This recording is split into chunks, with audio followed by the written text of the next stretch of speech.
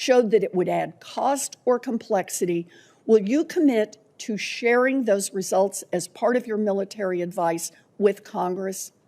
Welcome back to Hot News Today, where I dive deep into the biggest political face-offs shaking Washington. Today's story is fiery. Senator Elizabeth Warren just grilled a Trump administration nominee over the ballooning costs of America's new nuclear weapons.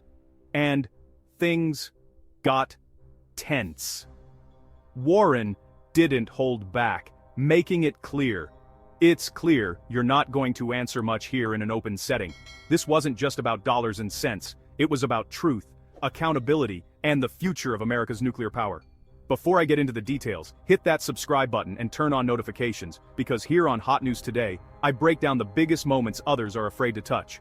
Rosen, Senator Warren, you were recognized. Thank you, Madam Chairman. And I want to say thank you to Senator Rosen. I want to follow up, but it's clear you're not going to answer much here in an open setting. But I'd like to join you when the meeting goes to the SCIF to understand the seriousness of this moment and what it means for our nation. Last night, the president may have launched us on a path of a new arms race when he announced that we should base our testing of nuclear weapons on what other countries, including states like North Korea, do to terrorize the world. At the same time, the Trump administration is cracking down on independent oversight and reporting at Pentagon. This should be a flashing red light for this committee and for our constitutional oversight duties. This is billions, even trillions of taxpayer dollars that we're talking about, and the safety and security of the people and the land of the United States itself. We need independent assessments for what's happening here, and we need someone who's going to be candid with us about both their assessment and the facts about what's going on. So if I can, I'm going to ask some other questions that I think we can answer appropriately in this setting. I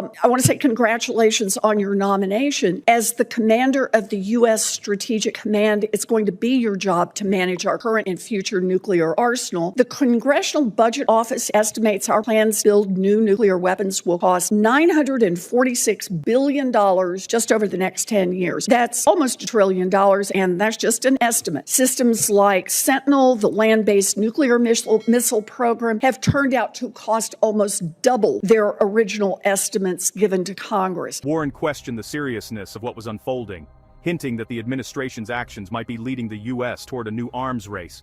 She pointed out that the president's announcement, suggesting America should base its nuclear testing on what countries like North Korea do, could have catastrophic consequences. Warren accused the administration of cracking down on independent oversight at the Pentagon, warning that secretive decision-making and nearly $1 trillion in nuclear spending could spell disaster for taxpayers and for national security. She cited the Congressional Budget Office. The U.S. will spend around $946 billion on nuclear weapons in the next decade. That's not just a staggering number, it's a question of priorities. Warren highlighted the Sentinel missile program, which has already doubled in cost. The Air Force said the Minuteman III system couldn't be extended beyond 2036, but now the Government Accountability Office says it could last until 2050. The numbers were wrong, the timeline was wrong, and the people paying the price, American taxpayers. Warren pressed Vice Admiral Corell, nominee for commander of U.S. Strategic Command, to commit to not blocking independent oversight of nuclear programs. And that doesn't just cost taxpayers, it jeopardizes our national security. Ballooning costs have forced the Air Force to consider postponing and scaling back its next-generation tanker,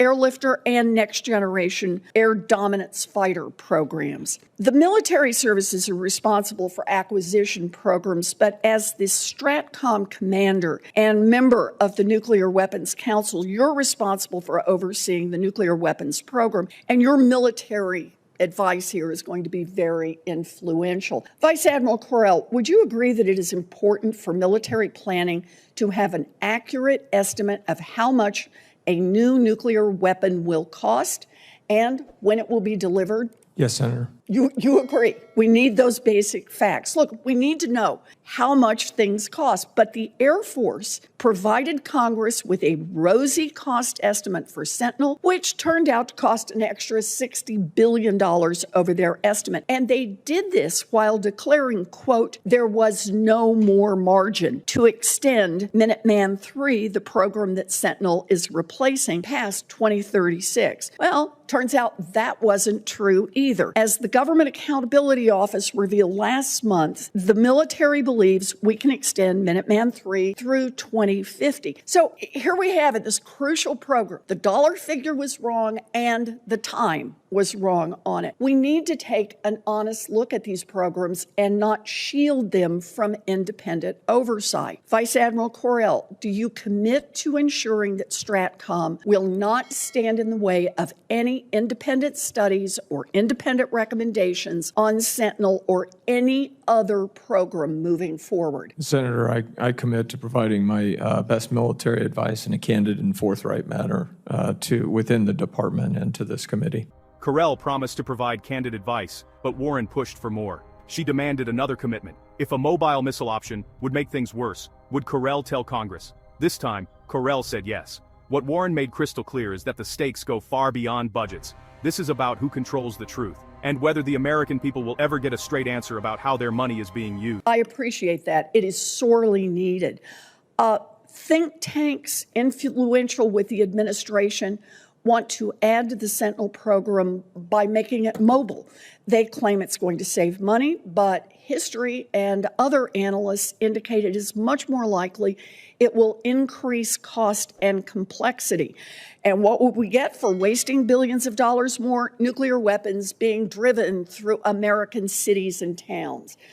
Vice Admiral Corell, if you were told to consider a mobile Sentinel option again and your military analysis showed that it would add cost or complexity, will you commit to sharing those results as part of your military advice with Congress? I would commit to that, and that would be by, with, and through the department. Okay, I appreciate that. It is more critical now than ever before that we have military leaders who are willing to be honest with Congress about our national security. Thank you, Madam Chair. As the hearing ended, the message was unmistakable. Oversight matters. No amount of secrecy should shield billion-dollar defense projects from accountability. If you believe transparency is essential, make sure to subscribe to Hot News Today for more fearless political breakdowns. Until next time, stay informed, stay curious, and stay tuned.